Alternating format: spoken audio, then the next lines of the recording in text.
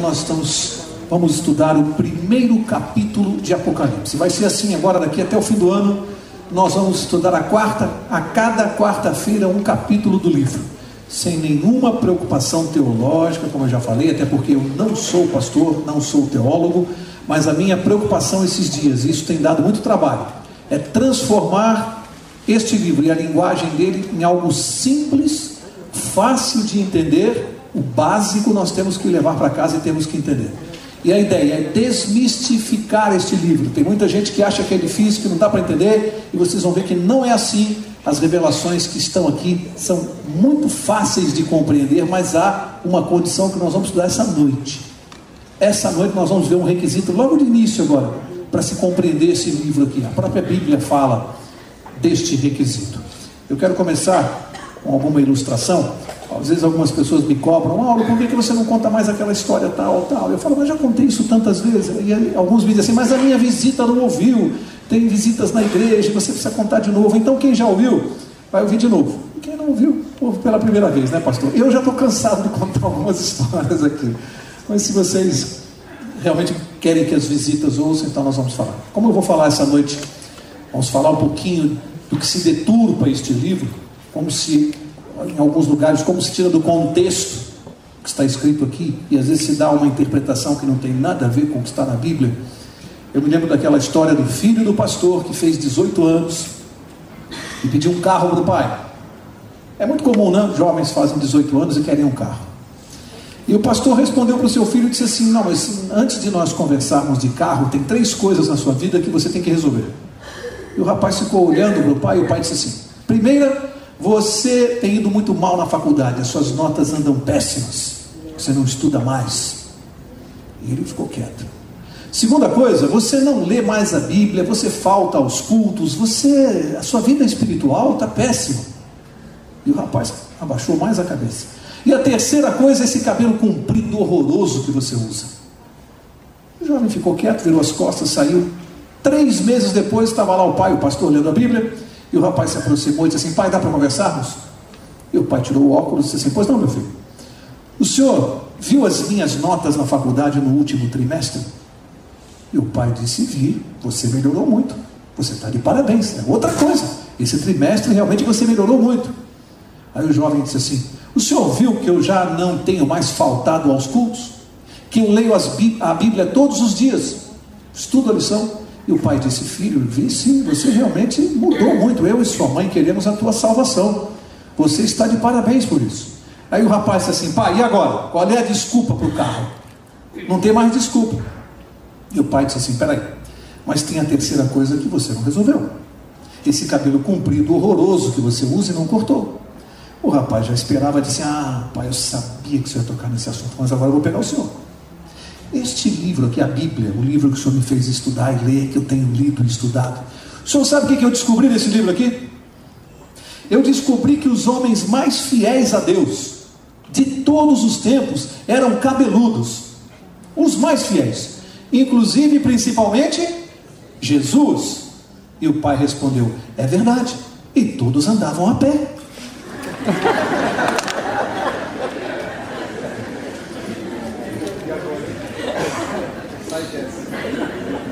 Para que eu contei essa história aqui? Para mostrar uma coisa para vocês. Quando se tira alguma coisa do contexto, tirou do contexto, vira pretexto para qualquer coisa. Basta você tirar do contexto. O que essa história mostra? Você tirar alguma coisa do seu verdadeiro contexto de época. Aí vira pretexto para você defender qualquer ideia. Há pessoas que tomam a Bíblia e fazem isso. Pegam um verso, tiram esse verso do contexto da Bíblia, de todo o contexto bíblico, e aí saem defendendo uma doutrina em cima de um único verso, que não diz aquilo que a pessoa imagina que o verso esteja dizendo. Por isso que a nossa forma de estudar a Bíblia aqui é um verso explicando outro. E essa noite não vai ser diferente. E vamos provar que o livro de Apocalipse não dá para estudar sem você conhecer o resto da Bíblia, especialmente livros do Velho Testamento, e em especial o livro de Daniel. O que mostra que o Novo Testamento, onde está o livro de Apocalipse, confirma o Velho Testamento, porque eu desafio alguém a explicar o livro de Apocalipse sem os conhecimentos do livro de Daniel.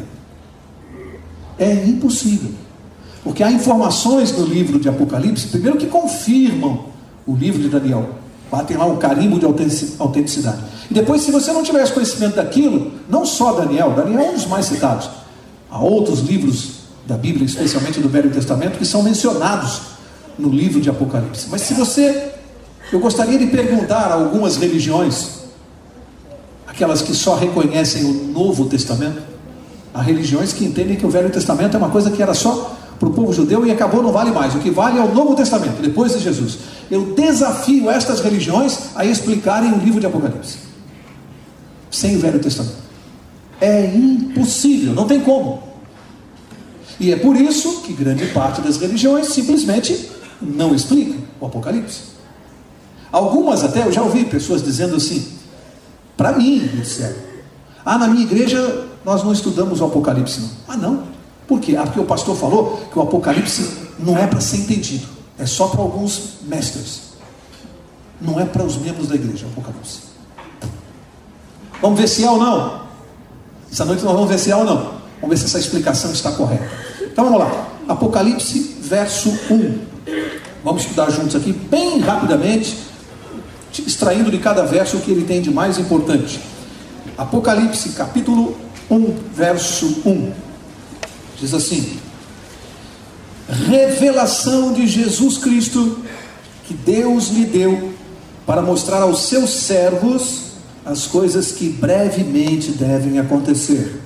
Ele as enviou pelo seu anjo e as notificou ao seu servo João. Para aqui, nós vamos verso a verso essa noite, verso a verso. Algumas coisas que eu não posso deixar de falar. Apocalipse, a primeira palavra do livro diz que ele é o quê? Uma revelação. E aqui está o próprio significado da palavra Apocalipse. O que quer dizer Apocalipse? Revelação. É isso que quer dizer. E há pessoas que imaginam que Apocalipse significa um cataclisma, um desastre, uma destruição. Apocalipse não significa isso. Apocalipse significa revelação. É uma revelação de Jesus Cristo. Ora, se é uma revelação de Jesus Cristo, faz sentido dizer que não é para nós? É apenas para alguns eruditos? Faz sentido isso? Se é uma revelação de Jesus? Bom, primeira coisa, é uma revelação de Jesus. Quem deu essa revelação para Jesus? Diz aí o verso. Deus lhe deu. Então veja a participação primeiro de Deus, o Pai. Deu a revelação ao Deus Filho, Jesus Cristo. Jesus recebeu a revelação e entregou a quem? O verso diz: ao anjo. Ao anjo. Que anjo é esse aqui? Que anjo é esse que está mencionado aqui?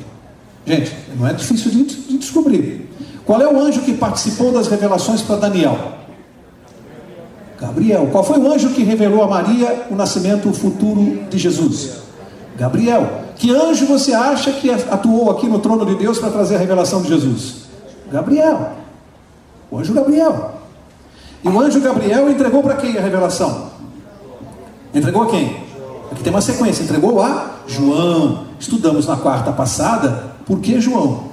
Estudamos a vida dele e vimos que não foi uma coisa assim qualquer. João era uma pessoa que tinha íntimo relacionamento com Jesus, e ele recebeu essa incumbência, não foi à toa. Estudamos a vida dele e vimos que havia um sentido claro para ele receber essa revelação.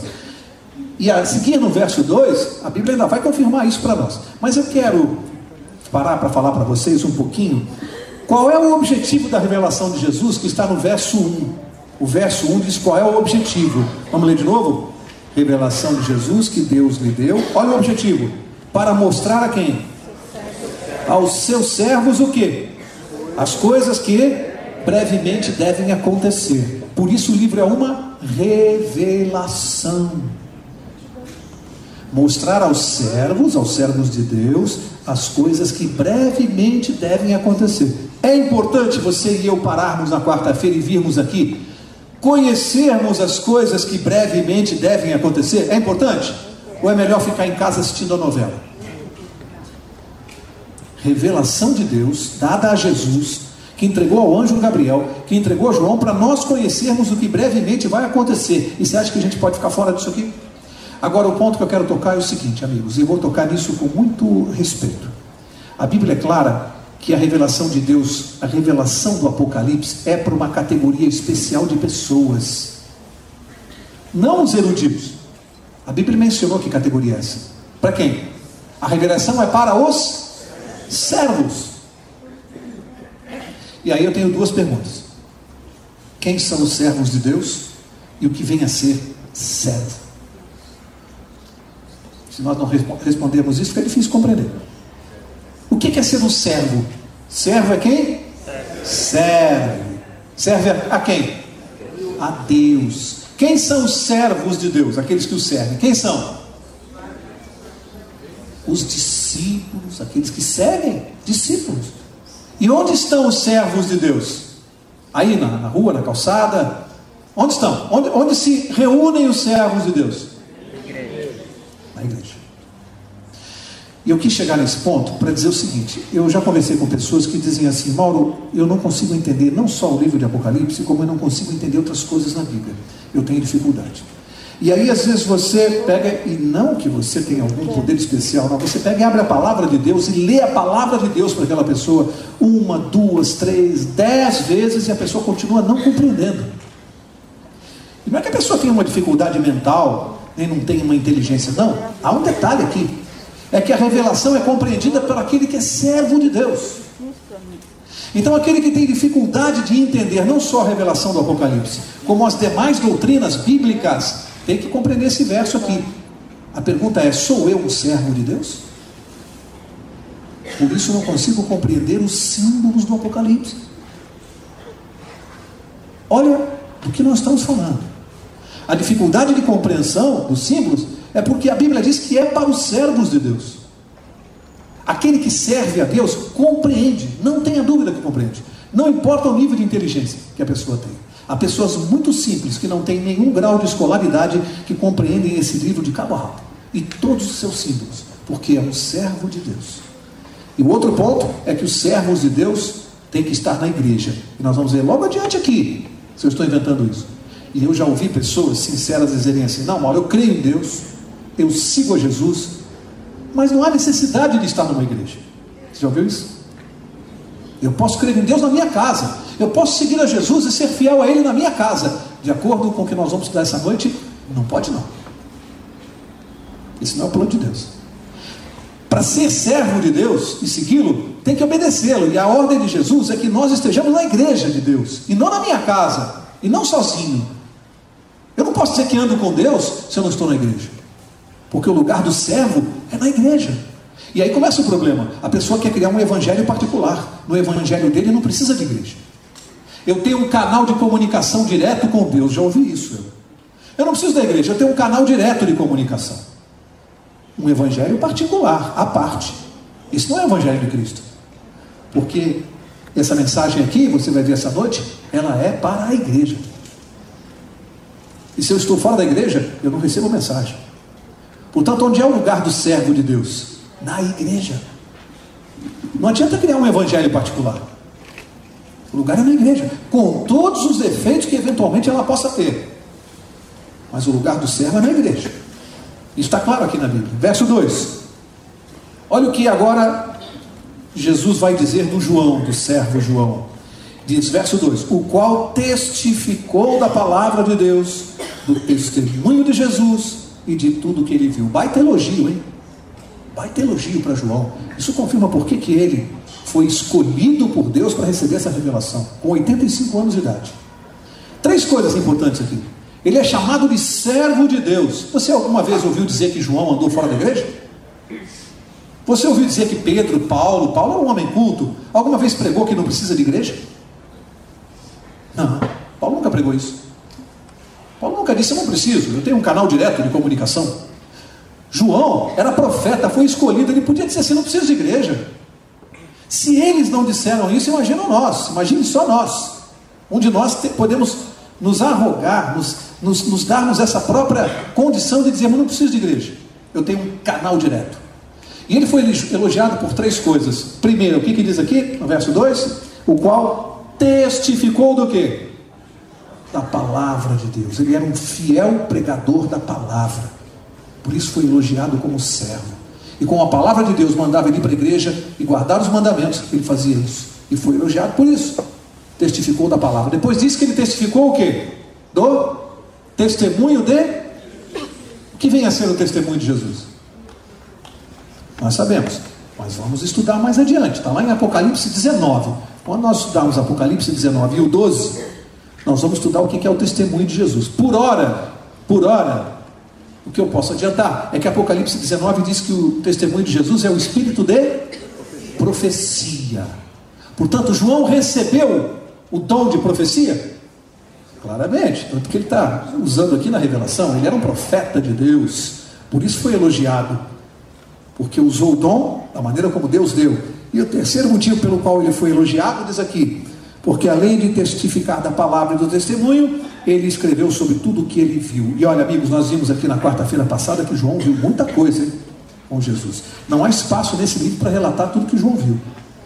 No Evangelho ele relatou o que deu para relatar, mas ele andou com Jesus. Nós vimos aqui que ele assistiu Jesus ressuscitar a filha de Lázaro, esteve no Getsêmani com Jesus no momento de sofrimento, esteve aos pés da cruz com Jesus e ao lado de Maria quando todos fugiram. Vimos várias coisas aqui, e ele viu muita coisa, e foi elogiado aqui no livro por isso, por razões muito fortes. Deus deu a ele essa revelação. Verso 3, e aqui, poucas vezes na Bíblia, poucas vezes você vai encontrar uma bênção tríplice num livro bíblico como há aqui no Apocalipse, que muitos não leem.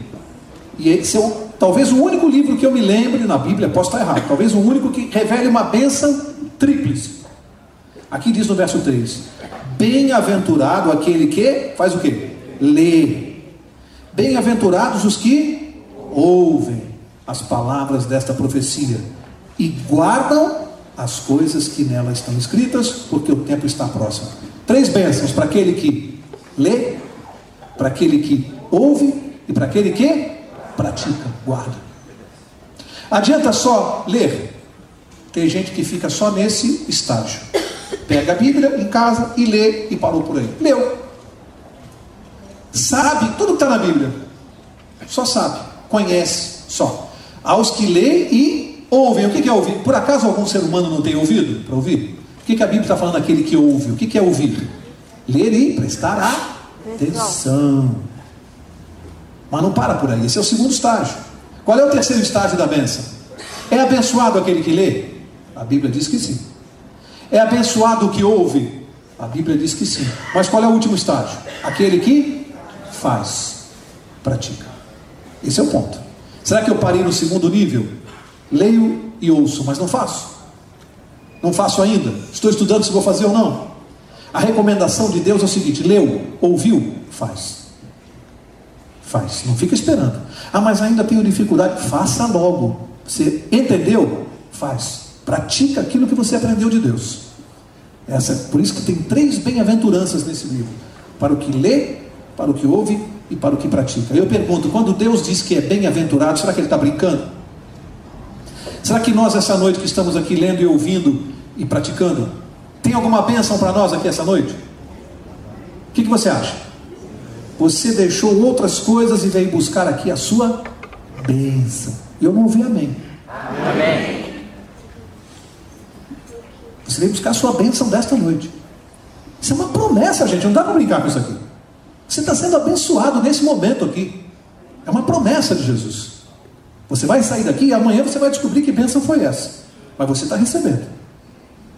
Verso 4. Do 4 ao 8, eu vou ler. Você vai ver que a trindade, que coisa maravilhosa. A trindade divina saudando a nós. Vamos ver as 3 pessoas da trindade nessa salvação? Verso 4.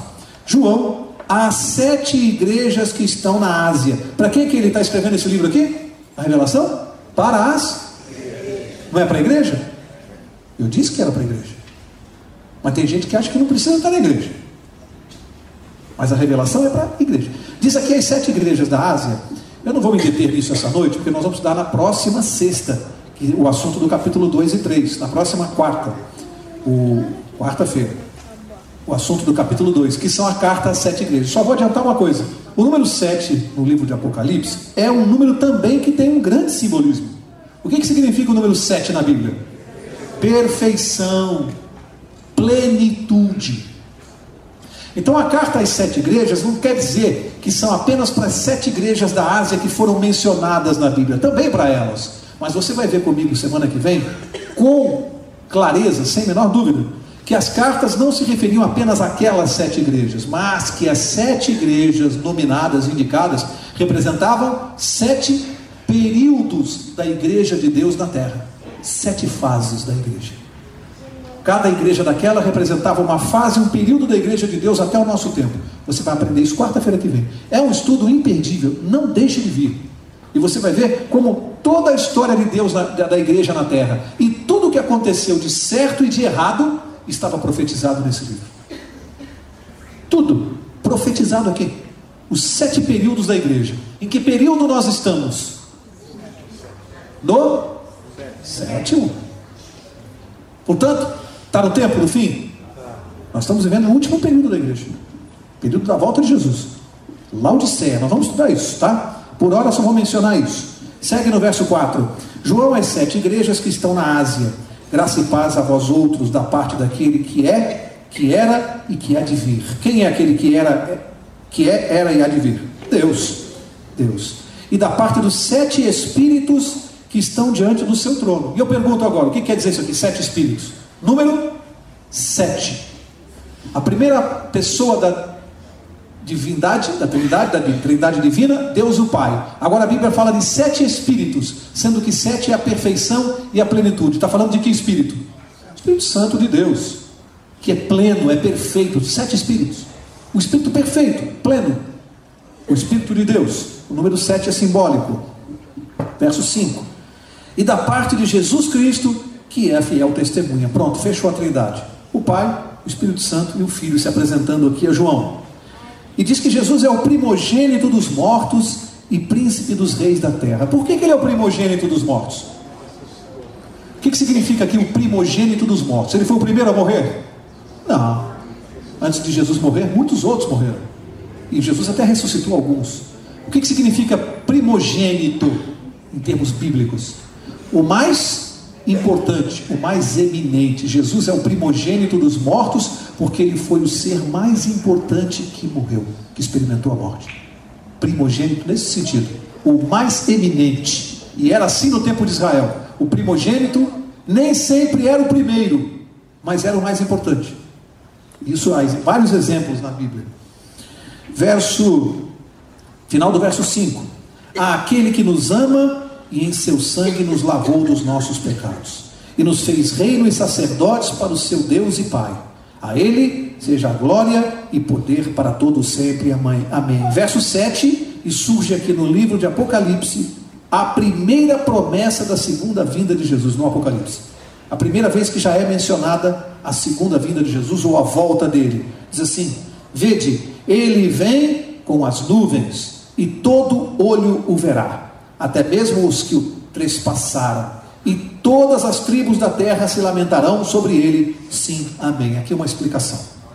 Estudamos aqui durante a classe bíblica, e eu não vou repetir agora, não dá, só rapidamente, o que acontece com os mortos quando Jesus voltar. E vimos aqui rapidamente que os justos que estão na sepultura, quando Jesus voltar, o que acontece com eles? São ressuscitados, transformados num corpo glorioso, arrebatados ao encontro de Jesus nos ares. O que acontece com os que estão nas sepulturas, mas são os ímpios? Aqueles que não creram em Jesus. O que acontece quando Jesus voltar? Nada. Permanecem onde estão, na sepultura, e ficam lá por 1000 anos. Já estudamos isso aqui. Mas a Bíblia está falando de uma outra ressurreição aqui, que nós chamamos de ressurreição especial.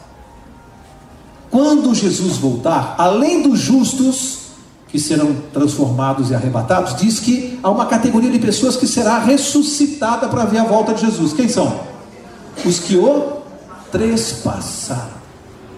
Os que participaram direta ou indiretamente da morte de Jesus. Vamos citar aí Caifás, Herodes e tantos outros. Os que participaram, os soldados romanos que estiveram na crucifixão. Os que participaram direta ou indiretamente da morte de Jesus serão ressuscitados para ver a volta dele. Essa é uma ressurreição chamada de especial. Está aqui na Bíblia. Eu li alguns autores, alguns teólogos, que têm uma colocação interessante, e eu creio neles. Porque Jesus disse para Paulo, quando Paulo caiu do cavalo, quando Paulo perguntou: Senhor, quem és tu? Jesus respondeu o quê? Sou Jesus, aquele a quem tu persegues. Alguns teólogos acrescentam que, além daqueles que participaram da morte de Jesus, alguns entendem que todos aqueles que perseguiram Jesus ou o povo também ressuscitarão nesse momento. É uma colocação teológica interessante, que se estenderia àqueles que perseguiram Jesus. Enfim, eu estou relatando para vocês aquilo que li. Não sei exatamente se vai ser assim ou não, mas estou transmitindo aquilo que eu aprendi. Portanto, há alguns teólogos que entendem que essa categoria vai ser um pouco mais ampla do que somente aqueles que participaram da crucifixão em si. O que importa para nós não é a quantidade, é sabermos que vai haver um grupo especial de pessoas que, embora vão perder a salvação, um grupo que vai perder a salvação, serão ressuscitados para ver a volta de Jesus. É isso que interessa, essa é a informação que interessa. Segura. Verso 8: eu sou o alfa e o ômega, o princípio e o fim, diz o Senhor, aquele que é, que era e que há de vir, o Todo-Poderoso. Alfa e ômega, nós sabemos, são letras do alfabeto grego. Alfa, a primeira letra; ômega, a última. Por que Jesus citou este exemplo para falar dele? Porque ele é o princípio e o fim de todas as coisas, de A a Z do alfabeto. Aqui se refere a Jesus Cristo. Verso 9, para a gente avançar um pouquinho mais rápido. Verso 9: eu, João, agora eu vou falar dele, vai dar uma informação para nós. Irmão vosso e companheiro convosco no quê? Na aflição, no reino e na perseverança em Jesus. Estava na ilha chamada Pátimos por causa da palavra de Deus e do testemunho de Jesus. Amigos, uma informação importante. Primeiro, João confessa que ele é nosso irmão numa série de coisas. Na nossa aflição, no sofrimento que ele também passou. No reino, que reino é esse? Aquele que Deus prometeu para nós e que nós aguardamos com fé e esperança. Ele diz: eu também vou estar lá com vocês, também sou companheiro de vocês na promessa, também aguardo por ela. E ele diz aqui que ele estava na ilha de Pátimos por causa da palavra de Deus e do testemunho de Jesus. Em outras palavras, ele estava na ilha de Pátimos preso, não estava de férias, não estava passeando. Lá, a ilha de Pátimos era um lugar onde eram enviados os principais presos políticos. Era um lugar para preso político. Olha, engraçado que João foi considerado um traidor da nação, porque seguia Jesus, um contraventor, um conspirador. Aliás, Cristo foi considerado assim. E ele estava lá, ele diz: por causa da palavra de Deus. E eu pergunto: será que alguns de nós aqui já passamos por injustiças, perseguições, privações, dificuldades por causa da palavra de Deus? Será que alguém aqui já ficou desempregado porque foi fiel e guardou o sábado? João está dizendo assim, aguenta firme, por causa da palavra de Deus eu estou aqui na ilha de Pátimos, mas o meu Deus vai voltar. Muitos de nós temos que entender que algumas privações nós vamos passar, algumas dificuldades e aflições nós vamos passar por causa da palavra de Deus. É assim, mas temos que ser fiéis à palavra de Deus, temos que ser defensores da palavra de Deus, temos que testemunhar. Nada vai me impedir de ser um fiel guardador da palavra de Deus. É esse o recado de João para nós. Ele está dizendo: eu mesmo estou aqui passando pelo que eu estou passando por causa da palavra de Deus.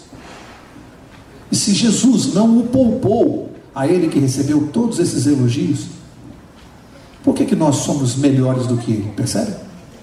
Temos que enfrentar o nosso calvário, as nossas dificuldades por causa da palavra de Deus. Verso 10, ele diz assim: eu fui arrebatado em espírito no dia do Senhor, e ouvi de trás de mim uma grande voz como de trombeta. Ele diz que foi arrebatado em espírito. É importante entender isso aqui, tá? Quando ele fala que foi arrebatado em espírito, não significa que o espírito dele saiu do corpo e foi vagando por aí conversar. Isso não tem nada a ver. A Bíblia não dá amparo a esse tipo de doutrina. Já estudamos isso. Não existe vida fora do corpo. O que a Bíblia está dizendo é que o Espírito Santo de Deus, esse que se apresentou aqui, conseguiu levar a mente de João para um estado sobrenatural para que ele pudesse contemplar a visão. Isso aconteceu com Paulo, com Pedro, com Daniel. O corpo permaneceu onde estava, não saiu dali. A mente dele foi levada num estado que nós não sabemos explicar como é, só Deus sabe fazer essas coisas, para que João pudesse contemplar o sobrenatural. Mas fisicamente ele não saiu de onde ele estava, ele permaneceu ali. Agora, a mente dele, de alguma maneira que só Deus sabe explicar, foi levada, conduzida para que ele pudesse contemplar a visão. Ok? E ele diz que isso aconteceu num dia específico. Que dia foi? No dia do Senhor. E a pergunta é: qual é o dia do Senhor? Bom, ok, muitos já responderam que é o sábado, eu concordo, mas está escrito na Bíblia que o dia do Senhor é o sábado? Porque tem gente aqui que pode dizer assim: não é, mano, o dia do Senhor é o domingo. E qual é a nossa obrigação? Mostrar onde? Na Bíblia. Então vamos ver, qual é o dia que a Bíblia chama, e não nós, de o dia do Senhor? Vamos ver, marca essa página aí que nós vamos voltar, marca aí. Volta lá, Isaías. Eu disse que o Velho Testamento a todo momento vai confirmar o Apocalipse. Isaías capítulo 58. Isaías 58. Tem um verso aqui que ajuda bastante. Isaías 58 é o verso 12. Isaías 58, 12. Diz assim: os que de ti procederem edificarão os lugares antigamente assolados, e levantarás os fundamentos de geração em geração. Chamar-te-ão reparador de brechas e restaurador de veredas com moradias. O que o profeta disse que seria restaurado pelo povo de Deus do tempo do fim? Nós. Verso 13, olha só: se desviares o teu pé de profanar o sábado, de fazer a tua vontade, em que dia? Que dia? No meu santo dia. Meu santo dia. Dia de quem? No meu santo dia. Dia de quem? Do Senhor. Se profanares, se deixares de profanar o sábado, no meu santo dia, de fazer a tua vontade, no meu santo dia. Dia de quem? Do Senhor. Sábado. Ué, mas nós estamos em Apocalipse, Jesus já morreu. Disseram que Jesus aboliu, mas continua sendo o dia do Senhor. Jesus já tinha morrido, e Jesus escolheu o sábado para fazer a revelação. Será que esse dia é importante para ele? Continua sendo? Escolheu o dia do Senhor para fazer a revelação para João. O dia continua sendo importante para Deus? Isso que disse assim: ó, aquele que lê, que ouve e que guarda. Não adianta ler e ouvir só o Apocalipse. Se você descobriu que esse é o dia do Senhor, respeite, guarde. É o dia do Senhor. E aqui diz que ele ouviu atrás dele, no verso 10, ouvia de trás de mim uma grande voz. Amigos, nós vimos na semana passada o quanto tempo João andou com Jesus. Ele até recostou a sua cabeça no peito de Jesus. Diz que agora ele virou, ouviu uma voz e virou para ver quem era. Ele não reconheceu a voz de Jesus. Sim ou não? Claro que não reconheceu. Está claro. Ele virou para ver quem era. Por que é que ele não reconheceu a voz do mestre com quem ele andou tanto tempo? Tem uma explicação simples aqui. A voz de Jesus que nós ouvimos, que nós, os profetas, ouviram, aqueles que conviveram, ouviram aqui na terra, não foi a mesma voz que João ouviu quando Jesus apareceu para ele, não mais como um ser humano, como qualquer um de nós, mas apareceu como Deus Todo-Poderoso. E João não reconheceu a voz de Jesus como Deus.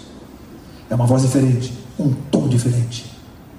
Aqui ele falava com uma voz humilde de um sofredor, de uma pessoa que estava encarnada na forma humana. De repente, Jesus reaparece para ele na forma do Deus Todo-Poderoso, e ele não identificou a mesma voz. Significa que quando Jesus voltar, a voz que ele vai usar para tirar os mortos da sepultura é esta voz aqui, do Deus Todo-Poderoso. A voz com todo o poder e glória. Uma voz diferente, com toda a autoridade que ele tem, como aquele que é, que foi e sempre será. Que coisa interessante que João revelou para nós. Ele não reconheceu. Não era o mesmo timbre, não era a mesma voz. Há uma tonalidade diferente na voz de Deus. Vamos seguir. Verso 11. O que a voz dizia para ele? Verso 11. Que dizia: o que vês, escreve-o num livro e envia-o às 7 igrejas que estão na Ásia: a Éfeso, Esmirna, Pérgamo, Tiatira, Sardes, Filadélfia e Laodiceia. E como eu disse, isso é tema da próxima sexta. Nós vamos estudar. Agora, interessante aqui que Jesus deu uma ordem para João. A próxima quarta. Eu não sei porque eu estou falando de sexta-feira aqui, viu? É o estudo que eu tenho na minha casa, é verdade. Sexta-feira tem um pequeno grupo na minha casa e eu estou com a sexta. É quarta-feira. Vocês já entenderam o que é quarta? Então pronto, pastor.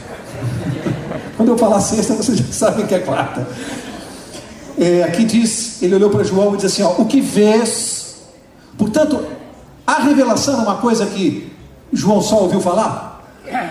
O livro de Apocalipse inteiro, João viu, amigos, ele viu, ele já falou, você está vendo, João? Estou, escreve.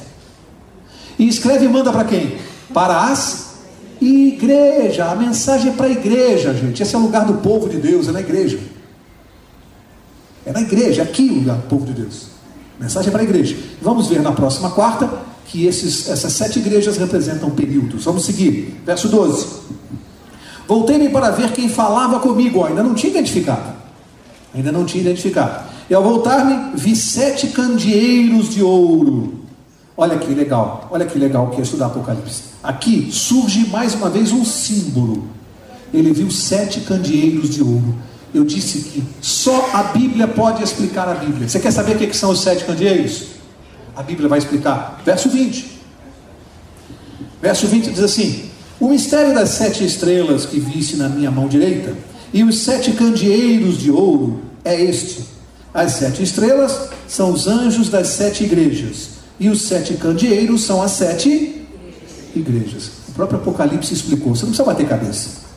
Ele se virou por causa da voz e ele viu 7 candeeiros de ouro. E Jesus está dizendo que esses 7 candeeiros representam as igrejas. E nós vamos estudar na próxima quarta exatamente o que significa isso. Portanto, quando ele se voltou, Jesus mostrou a ele os 7 períodos da igreja. Olha que coisa. O que Jesus mostrou para João? Verso 13. Olha só a informação. E no meio dos 7 candeeiros, ou seja, as igrejas, alguém semelhante a um filho de homem. Quem é o filho de homem? Jesus Cristo. Foi chamado várias vezes na Bíblia assim. Ele mesmo se intitulou o filho do homem. Como é que ele estava vestido? Presta atenção. Vestido com vestes talares, cingido à altura do peito, com um cinto de ouro. A sua cabeça e cabelos eram brancos como a lã branca, como a neve, e os seus olhos como chama de fogo. Seus pés eram semelhantes a latão reluzente, como que refinado numa fornalha, e a sua voz como a voz de muitas águas. Percebe? A voz de Jesus era diferente. Agora, essa relatório aqui, não dá tempo de a gente mostrar essa noite, mas alguém vai se lembrar. Essa descrição da veste talar é uma descrição usada por quem no Velho Testamento? O sacerdote, quando oficiava onde? No santuário. E Jesus começa a revelar aqui no Apocalipse, algo que nós vamos estudar aqui também, que é a existência de um santuário onde? Só na terra? No céu. Jesus começa a mostrar que ele estava oficiando no santuário celeste, porque ele estava vestido com as roupas do sacerdote, e João, que conhecia bem o Velho Testamento, identificou claramente que aquela era a roupa de quem estava oficiando no santuário. Olha que coisa legal. Jesus mostrando para ele.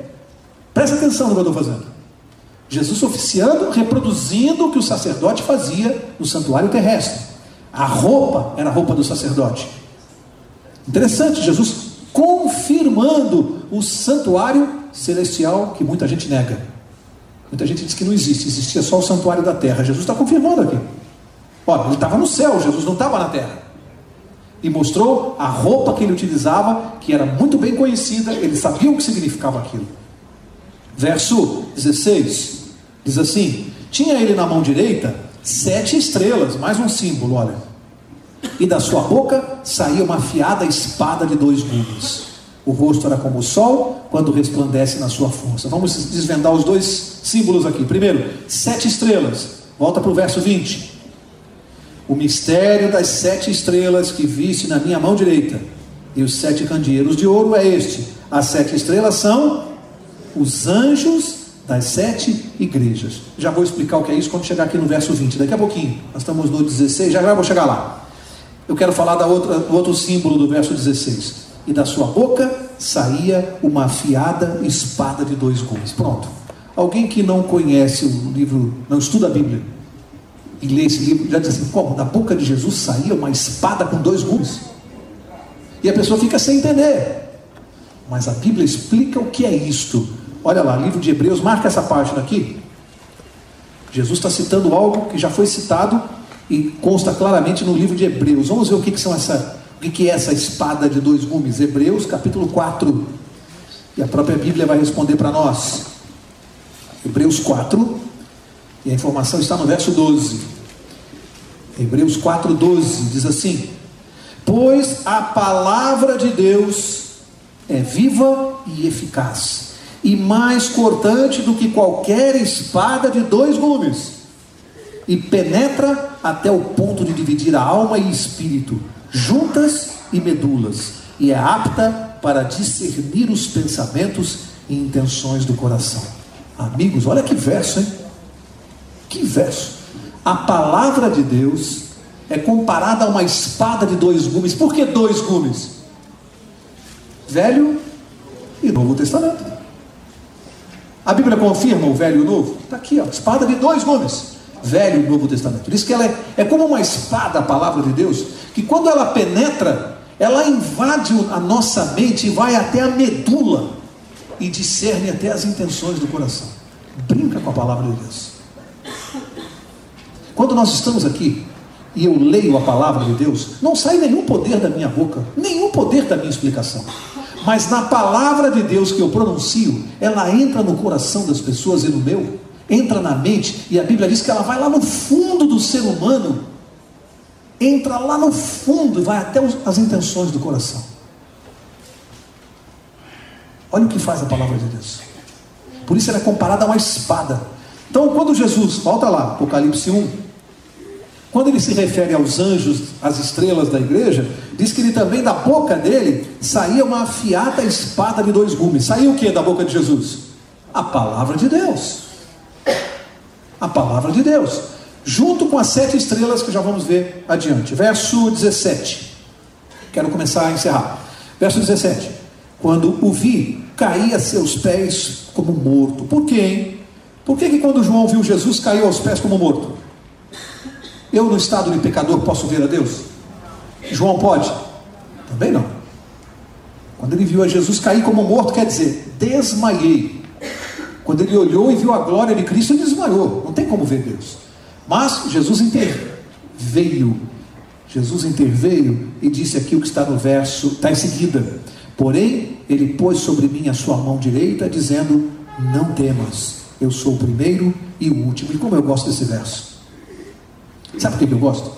Porque na hora que o ser humano está desmaiando com os seus problemas, Deus intervém e diz assim: não temas.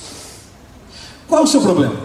Eu não sei o que trouxe você aqui essa noite, cada um de vocês, eu não sei, mas tenho certeza que cada um de nós tem pelo menos um problema sério. O recado de Deus essa noite é: não temas, eu sou o primeiro e o último, eu sou o alfa e o ômega. Não temas. Nada pode vencer o poder de Deus. Nada. É para você sair daqui confiante essa noite. Qual for o seu problema, ele tem uma data marcada para terminar. Tem data marcada. O seu problema tem uma data marcada. Jesus está voltando. Ele está dizendo: não tema, confie em mim. Nada pode vencer ao poder de Deus. E Jesus vem aqui, aparece para João e diz assim: escreve isso aí e conta isso para a minha igreja, para que não temam, confiem, tenham mais fé. Suportem esse finzinho, aguenta firme. É isso que Jesus está falando. Falta pouco, aguenta firme. Não tema, não tenha medo, não tem razão para ter medo. Verso 18, ele diz: eu sou o que vivo. Por que é importante isso, hein? Eu sou o que vivo. Porque olha o que ele vai dizer: fui morto, mas estou vivo para todo sempre. Eu tenho as chaves da morte e do inferno. Amigos, olha o recado de Jesus. Eu morri, vocês viram? Vi, mas eu estou vivo. Sabe por que eu estou vivo de novo aqui? Porque eu tenho a chave da morte e da sepultura. Hades, aqui onde aparece inferno, a palavra é Hades, que quer dizer sepultura. Jesus disse: eu tenho a chave da morte e da sepultura. Ou seja, aquilo que Satanás colocou na nossa experiência, que é a morte, Jesus diz assim: já foi resolvido isso. Eu estou com a chave. Ninguém que crer em mim vai permanecer na sepultura. Ninguém. E Jesus está dizendo: João, escreve e conta para eles, a chave está na minha mão. Ninguém que crer em mim vai permanecer na sepultura. Leve esse recado para o meu povo. É para você e eu termos medo da morte? Jesus disse: você tem medo da morte? Eu estou com a chave da sepultura aqui comigo. Que recado para nós. Ele disse: eu sou aquele que morri, mas eu estou vivo, porque eu venci a morte. E da mesma maneira que eu venci, você também, se crer em mim, vai vencer. É isso que ele está dizendo. Verso 19. Olha o que ele diz para João: escreve, pois, as coisas que tem visto, e as que são, e as que depois dessas hão de acontecer. Eu estava lendo isso aqui em casa, estudando essa semana, e fiquei imaginando que as revelações eram tantas e tão importantes. Eu imagino a cara de João quando viu Jesus com as chaves da morte. Ele deve ter ficado, olhando. Primeiro desmaiou, Jesus levantou, não tem, mas ele está ali, coitado. O que ele está vendo é muita coisa, é muita revelação, mostrando as igrejas, o tempo, tudo que Jesus está revelando para ele. Chega uma hora que ele estava tão distraído que é a terceira vez que Jesus fala assim para ele: escreve. Você está esquecendo de escrever, João, escreve aí. Porque João parava, acaba: João, presta atenção, escreve. Tá, senhor, já vou escrever. Tá, então escreve. Põe aí no papel, senão você vai esquecer. Portanto, são revelações reais, concretas. Ele está vendo e está escrevendo o que ele está vendo para nós. E agora, para encerrar o último verso, o verso 20. O mistério das 7 estrelas que viste na minha mão direita, Jesus falando, e os 7 candeeiros de ouro é este. As 7 estrelas são os anjos das 7 igrejas, e os 7 candeeiros são as 7 igrejas. Amigos, eu quero terminar aqui dizendo o seguinte: que responsabilidade é esta aqui? Sabe o que Jesus disse? Ele disse que as estrelas são os anjos das igrejas. Nós sabemos o que significa anjo. Mensageiro. Anjo é mensageiro, quem leva a mensagem de Deus. O anjo é isso. Os mensageiros da igreja, quem são?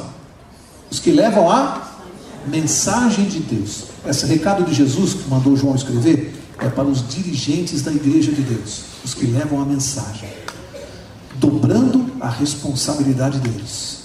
Ou, nossa, Jesus disse: eu tinha na minha mão 7 estrelas, aqueles que pregam a palavra, e na outra uma espada de 2 gumes que saía da minha boca, a palavra, os que pregam e a minha palavra. Jesus se referindo a eles e dizendo: leva um recado para eles. A nossa responsabilidade, de todos nós que pregamos a palavra de Deus, é imensa no céu. É imensa. A responsabilidade que Jesus colocou nas costas daqueles que pregam, porque tem que ter um testemunho fiel, tem que pregar a palavra, tem que testemunhar. Mas estão na mão direita de... O poder sai de nós, sai da nossa boca. Amigos, nós estamos pregando a palavra sustentados pela mão direita de Cristo, na mão direita de Jesus. E ele mostrou para João: olha onde estão aqueles que pregam a minha palavra. Olha quem sustenta. Olha quem sustenta. Você é um pregador da palavra?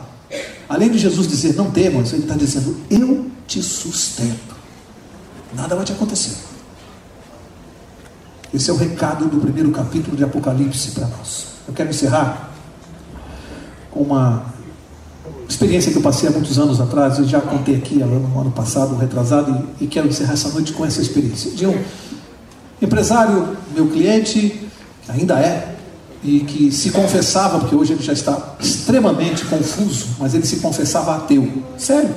Você já almoçou com alguém que diz assim: eu não creio no seu Deus? Alguns não têm coragem de se confessar ateus, hein? Eu diria que é preciso ter coragem para dizer: eu sou um ateu. E esse homem teve.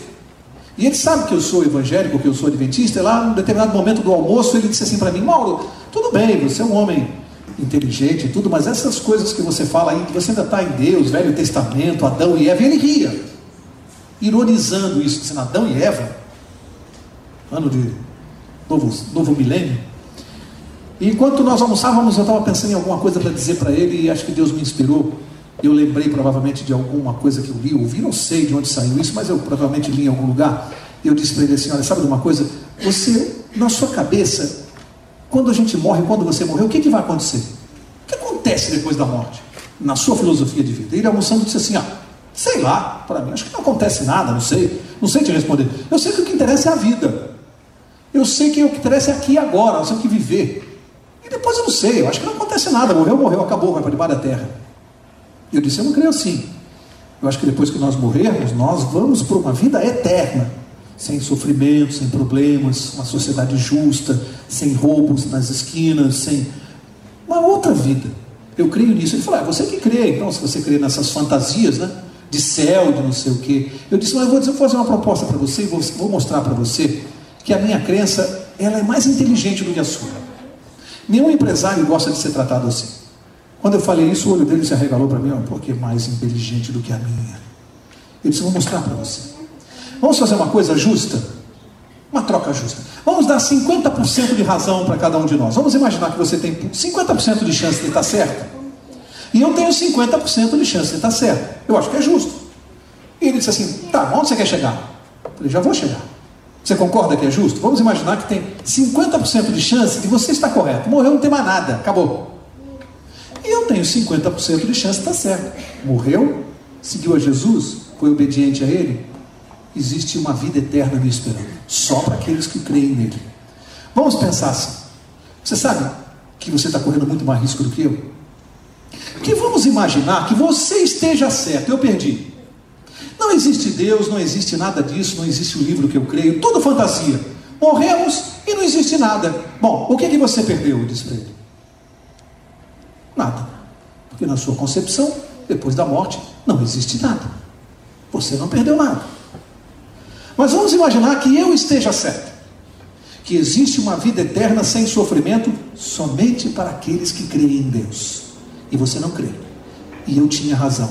O que você perdeu? Ele ficou calado e eu disse, tudo. A minha opção é mais inteligente do que a sua. E ele ficou quieto. E mastigava, quieto.